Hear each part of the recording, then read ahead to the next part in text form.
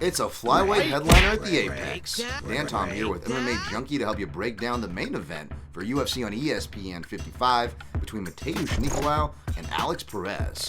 Nicolau, who has had two quietly successful runs in the UFC, came up just short, of course, to Brandon Royval in a number one contenders fight, caught a nasty knee last year in April, but fortunately for him, it looks like the promotion is giving him a re-rack of sorts to kind of get back to that contender spot that this flyweight men's division needs so dearly. However, in the Brazilian's way is another proven contender in Perez, who I will explain in just a minute is criminally underrated.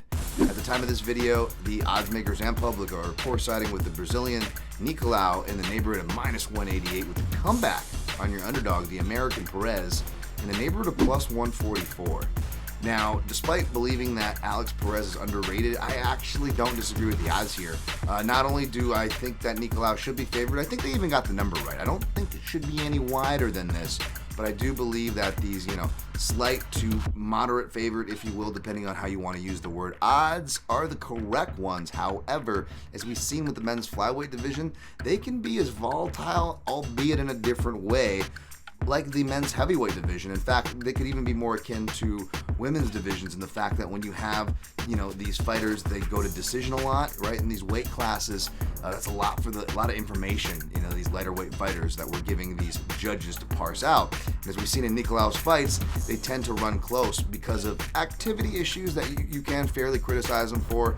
And unfortunately, what's unfairly criticized are counter and body shot oriented striking styles, even though that is effective striking. And we've seen that, numerous amount of times with those styles. So for that reason, I'm actually liking the underdog here for leg kicks, cage corralling, and other things. Again, say what you will about Perez, but you got to be careful about judging him by his record. I love me some Joseph Benavidez, but that was a head clash that led to that TKO. The Figueiredo loss was a short camp off of weird turnaround circumstances against one of the, at the time especially, and still the best in the world, who, Figueiredo that is, fouled Perez multiple times in that fight, from fence grabs to eye pokes.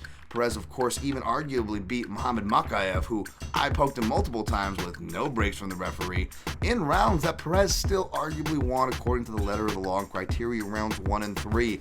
So I'd be real careful before writing Perez off. And for his sake, win or lose, I hope he has a good performance, and win or lose, I hope he gets the respect he deserves. I hope this division gets the respect he deserves. For more on my breakdown on this fight, as well as results on the weekend, check out MMAJunkie.com.